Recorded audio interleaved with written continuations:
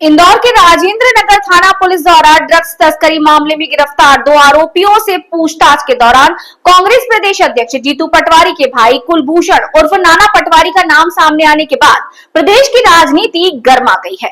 वहीं पुलिस ने नाना पटवारी को पूछताछ के लिए थाने बुलाया, जहां देर रात वे अपने घर लौटे। इसके बाद आज सुबह नाना पटवारी और पीसीसी चीफ जीतू पटवारी ने संयुक्त प्रेस वार्ता कर पुलिस कार्यवाही को राजनीतिक प्रतिशोध बताया। इस दौरान नाना पटवारी ने यह भी स्वीकार किया है कि 3 साल पहले तक ड्रग्स का सेवन करते थे, लेकिन रिहैब सेंटर में इलाज के बाद पिछले 3 वर्षों से वे पूरी तरह नशा मुक्त हैं। आज एक प्रेस वार्ता में नाना पटवारी ने कहा है कि उनकी गलती सिर्फ इतनी है कि वो जीतू पटवारी के भाई हैं। उन्होंने दावा किया कि ड्रग्स मामले में गिरफ्तार आरोपियों से उनका किसी भी प्रकार का अवैध संबंध या लेना देना नहीं है। उन्होंने बताया कि वो अपनी गाड़ी सर्विसिंग के लिए लेकर गए थे, तभी पुलिस उन्हें अपने साथ ले गई। थाने में उनसे केवल नाम और कुछ लोगों के संबंध में पूछताछ की गई, लेकिन हिरासत में लेने की कोई स्पष्ट वजह नहीं बताई गई है। वहीं नाना पटवारी ने आरोप लगाया है कि पुलिस पूरे दिन उन्हें शहर में अलग अलग स्थानों पर लेकर घूमती रही और देर रात छोड़ दिया। वहीं उन्होंने बताया कि उनकी गाड़ी संजय कौशल उर्फ रानी के यहाँ धुलती है। यहाँ गोलू भी काम करता है। पुलिस ने उनसे संजय कौशल और इरफान के बारे में पूछताछ की, जो उनके अनुसार कांग्रेस कार्यकर्ता है और चुनाव के दौरान पार्टी के लिए काम कर चुके हैं। उन्होंने स्पष्ट किया कि जिस स्कॉर्पियो वाहन की चर्चा हो रही है वो संजय कौशल उर्फ रॉनी की है और उसमें मिले किसी भी सामान से उनका कोई संबंध नहीं है। साथ ही उन्होंने स्वीकार किया कि 3 वर्ष पहले तक वे ड्रग्स का सेवन करते थे, लेकिन अब पूरी तरह नशा मुक्त हैं। वहीं कांग्रेस प्रदेश अध्यक्ष जीतू पटवारी ने इस पूरी कार्यवाही को राजनीतिक प्रतिशोध बताते हुए राज्य सरकार पर सत्ता के दुरुपयोग का आरोप लगाया है। उन्होंने कहा कि उनके भाई का ड्रग्स तस्करी से कोई संबंध नहीं है, फिर भी उन्हें पूछताछ के नाम पर परेशान किया गया। वहीं जीतू पटवारी ने कहा कि उनके भाई ने अपने पुराने नशे की लत को सार्वजनिक रूप से स्वीकार किया है, जो उनकी पारदर्शिता को दर्शाता है। फिलहाल पूरे मामले में पुलिस की ओर से विस्तृत आधिकारिक प्रतिक्रिया सामने आना अभी बाकी है। इंदौर से सुमित सिंह की रिपोर्ट। जय हरडिया जी ने अपनी पूरी बात कही है। कल का जो केस था, कोई भी लीगल आदमी, कोई सामान्य ईमानदार जर्नलिस्ट, सामान्य भारत का नागरिक बिना पूर्वाग्रह या बिना दुर्भावना या बिना किसी के तरफ ग्रसित हुए देखेगा तो सबको पता चला है कि सरकार का दुरुपयोग कैसे किया जाता है। किसी भी प्रकार का कहीं दूर दूर तक लेना देना कल के केस से मेरे छोटे भाई का नहीं था। ये आज एक दिन की घटना नहीं।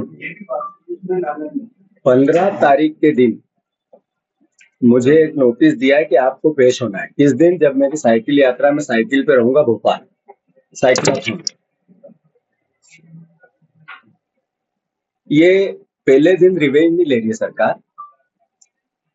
पहला मेरे भाइयों पर गलत तरीके से एफआईआर की, जिसका आज तक चालान पेश नहीं हुआ। फिर मेरे पिताजी को, मुझे, मेरे परिवार को, हमारे आसपास के लोगों को नोटिस दिया इस बात का कि क्या आपने अवैध कॉलोनी काटी है। मुझे ये घर ये अवैध कॉलोनी में है, ये उनका कहना है। ये 15 साल पहले, 20 साल पहले के बीच में घर बना है। सारे नक्शे, सारे हर तरह की जो कंपाइल्स होती है, हर तरह का टैक्स भरा हुआ है। लोन है इस पे आज भी, बिना लीगल उसके बैंक लोन देती है। इसके सामने जितने घर है सब लोन वाले हैं। मेरे वेयर हाउस की घटना आप सबने देखी है। मैं तो सिर्फ इतना सरकार से और मुख्यमंत्री से निवेदन करना चाहता हूं, मध्य प्रदेश रिवेंज का प्रदेश नहीं है, बदले का प्रदेश नहीं। जिस तरीके से आपका जो कार्य व्यवहार हुआ है, ये मैसेज देता है कि दाल में कुछ काला है। हमारा दायित्व है, हम पूछेंगे कि आपने 7,600 करोड़ रुपए मध्य प्रदेश के हक के गुजरात पे क्यों छोड़े? नर्मदा विस्थापन में मध्य प्रदेश के साथ अन्याय क्यों किया? आपके परिवार पे एक अखबार ने इतने बड़े एलिगेशन आप पे भी लगाया, आपका उसको उत्तर क्यों नहीं देना चाहिए? हमारे पे एलिगेशन लगे, हम आए मीडिया के सामने, हमने बात की, आपकी सरकार है, हमें पता है आप बहुत यातना दोगे, हम सहन करेंगे, लड़ेंगे, नहीं डरेंगे। और कोई मेरी दुर्भावना है सरकार से बिल्कुल नहीं। मेरा काम है विपक्ष का दायित्व निभाने का। मैं मध्य प्रदेश वासियों से आग्रह करना चाहता हूं, मेरा अधिकार नहीं है कि मैं मोदी गारंटी का हिसाब पूछूं सरकार और मुख्यमंत्री से। मेरा दायित्व नहीं है कि भ्रष्टाचार और करप्शन के सवाल पूछूं, जनता पीड़ित है, दुखी है।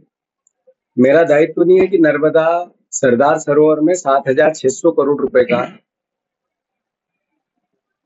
हक मध्य प्रदेश का छोड़ दिया सरकार ने। कल ही मैंने बात की और 1 घंटे बाद ये सब पूरा घटनाक्रम रच दिया गया। क्या मेरा दायित्व नहीं है ये कि किसानों को खाद, किसानों की एमएसपी, किसान के बेटों की लड़ाई में नहीं लड़ूं? बहुत सी बातें हैं, समय समय पर करेंगे। कानून को भी आत्मसात करेंगे, सम्मान करेंगे, उस पर विश्वास है हमारा। मुख्यमंत्री जी, आप जेल भेजना चाहते हो, हम हमेशा तैयार हैं। मुझे भेजना चाहते हो, मेरे परिवार को भेजना चाहते हो, हम आपकी हर यातना को सहने को तैयार हैं, पर एक कदम भी पीछे नहीं हटेंगे और हमारा दायित्व निभाएंगे। साइक्लोथॉन है 14 तारीख को, 15 तारीख को फिर मुख्यमंत्री जी से आग्रह करूंगा, आपको हिसाब देना पड़ेगा। युवाओं के साथ जो पेपर लीक में इतना बड़ा घटनाक्रम हुआ है, रोज चोरी होती है, उनके शिक्षा को लेकर जो हमारा आंदोलन है, 25 साल के आजादी, बीजेपी की सरकार और 80 साल लगभग आजादी के हुए, क्यों फ्री शिक्षा नहीं मिलना चाहिए? एजुकेशन में एक जैसे एजुकेशन का हक नहीं लोगों का, ये डिमांड है हमारी यात्रा की। सेव शिक्षा, सुरक्षित शिक्षा करेंगे और भ्रष्टाचार के खिलाफ हिसाब पूछेंगे। इसके साथ साथ जो जो कार्यक्रम मैंने अनाउंस किए हैं वो सब करेंगे। मैंने पुलिस को भी खुद में बात की है, कमिश्नर से भी की, रावत से भी की कि आप जब चाहो जब जाएंगे।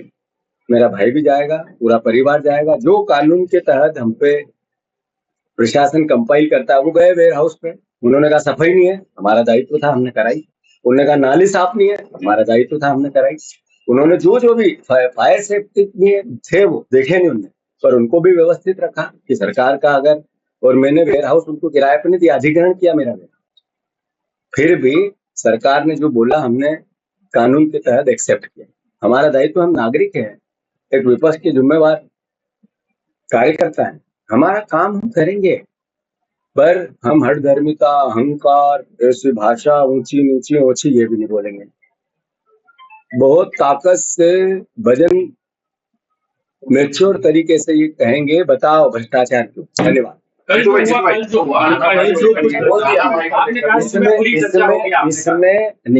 मैंने इसमें फिर से कह दूं, 1 मिनट, इसमें वकील ने आपके सामने सारी बात जय हडे जी ने कही है, उन पर केस है। बार बार आप लोग भी मीडिया ट्रायल करते हैं, मेरा आग्रह है आप लोगों से, 5 केस 1 घंटे में 20-20, 15-15, 10-10 लोगों पे लगाए गए किसान आंदोलन के। आज कब था किसान आंदोलन? 2017-16 में था, है ना? ये हमारे परिवार का उस पूरे एपिसोड से कोई लेना देना नहीं। फिर भी मैनिपुलेशन उस समय भी सरकार ने किया। हम इतने दिन से आप लोग छापते हो, हम चुप रहते हैं कि चलो कानून का सम्मान है, हम करेंगे। फिर एक केस अभी सदाशिव यादव का, यादव समाज का केस था, उस पर आज तक पुलिस ने चालान पेश नहीं की, दोनों भाइयों के नाम लिखी। मैं चुप रहा कि मैं नहीं बोला, कानून अपना काम करेगा। अभी 2 केस चुनाव में जो दोनों तरफ से एफआईआर हुई मेरे इस इलेक्शन में, हमने भी की, उनने भी की। ठीक है, पार्ट ऑफ गेम, छोटी छोटी बातें होती रहती राजनीति में। तो आप लोग बताते हो कि केस है, हिस्ट्री सीटर है, ये है वो। अरे ये हिस्ट्री सीटर होता है पॉलिटिकल केस वाला, ये हमारे साथ भी तो अन्याय हो रहा है। हम तो चुप रहते हैं, देखते हैं, समझते हैं कि चलो आज नहीं कल मीडिया समझेगी, लोगों को सच बताएगी। पर आप लोग सब अखबार वालों से मेरा आग्रह है कि 5 केस आपने एक दिन भी लिखा कि किसान आंदोलन के केस पॉलिटिकल केस है? आपने एक दिन भी लिखा कि सदाशिव यादव के केस में जो तेजाजी नगर में गलत एफआईआर हुई थी, आज तक चालान पेश नहीं हुआ? क्यों नहीं लिखा मीडिया ने? सरकार जो बोलती है वो क्यों लिखती है सरकार, मीडिया? मुझे नहीं, हम भी तो इंसान है। आप लोग, हमें मीडिया से अपेक्षा नहीं है, नहीं रहना चाहिए। मैं आपसे पूछना चाहता हूं, किसी परिवार, राजनीतिक परिवार का होना गुनाह है? उसको उसका जीवन नहीं जीना चाहिए? पुलिस ने ये कहा कि जो ड्रग्स वाले पकड़ाए हैं उसके सबूत है नाना भैया से बात करने के। नाना भैया ने खुद ने स्वीकार किया कि पहले ड्रग्स लेते थे। तो आपके भी कई वीडियो चल रहे हैं जिसमें आप कहते हुए नजर आ रहे हो कि ड्रग्स माफिया पे कार्रवाई होना चाहिए सख्ती से। तो आज पुलिस ने कार्रवाई करी तो उसको अपने परिवार से क्यों जोड़ा? धन्यवाद आपको। अभी जो मैंने सवाल किया वही सवाल है ये। मैं आज भी कहता हूँ कि अगर नशा है तो फिर दोषी तो बीजेपी है, यही सरकार है। अगर हर तरह का नशा बिक रहा है तो क्या मेरा शासन था? क्यों नहीं रोका? और फिर नशा है, एक मिनट दो, तो फिर कार्रवाई मेरे भाई पे असली होती, झूठी नहीं होती, तो फिर उसको क्यों ले जाते, क्यों छोड़ देते? अब मैं समझना चाहता हूँ। अब आपने कहा हमने अपनी बात कह दी, मैनिपुलेट है पूरा केस, वो उसने बता दिया। अब आप इसका कोई मेरे से ही सवाल करके सुर्खियां बनानी है तो आपका दायित्व है, पर चूंकि पुलिस में केस है तो मुझे जब तक सटा छेप नहीं चुप रहना चाहिए कि नहीं रहना चाहिए?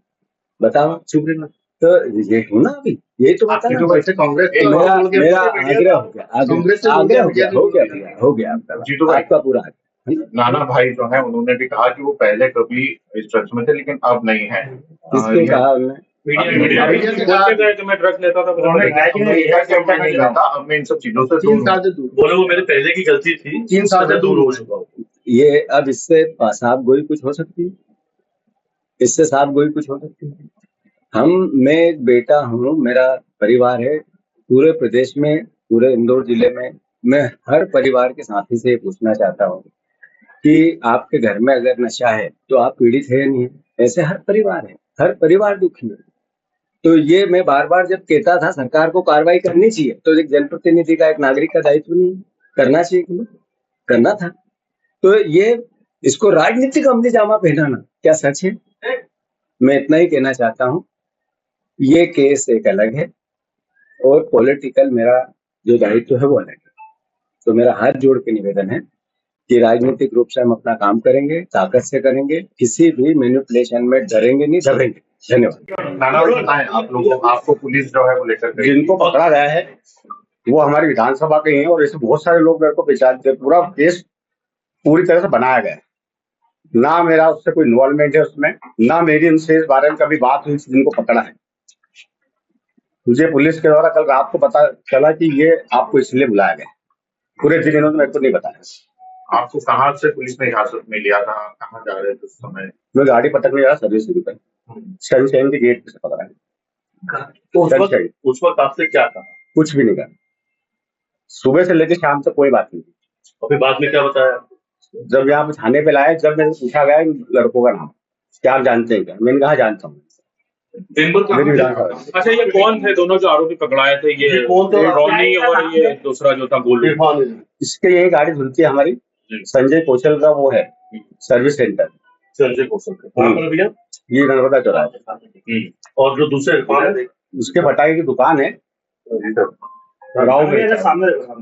भाई, आपको जब पुलिस ने हिरासत में लिया उसके बाद आपको कहाँ रखा गया था? क्या आपको कहीं कोई मौका दिखाने के लिए लेकर नहीं, मैं बस घुमाए रह गया। कहाँ एक बार आप ये भी बता सकते तो?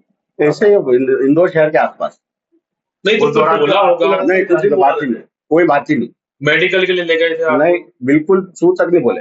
नाना भैया एक बार डिटेल में कुछ जानकारी बताएं, कब आप निकले? हाँ, शुरू से कौन आपसे मिला था, क्या कुछ कहा था, फिर आपको क्या? कोई किसी ने कोई बात नहीं करी। मैं यहाँ घर से निकला, सनशाइन गेट बिजलपुर चौराहे पे है, बस वहां पे आते उन्होंने 9:30 10 बजे बस उन्होंने गाड़ी में बिठाया। उसके बाद फिर घुमाते रहे पूरा शहर में, 10 हो गए 10 हो गए। क्या पुलिस करा उनसे कि क्या केस है, मेरे को बताओ, कोई जानकारी नहीं दी।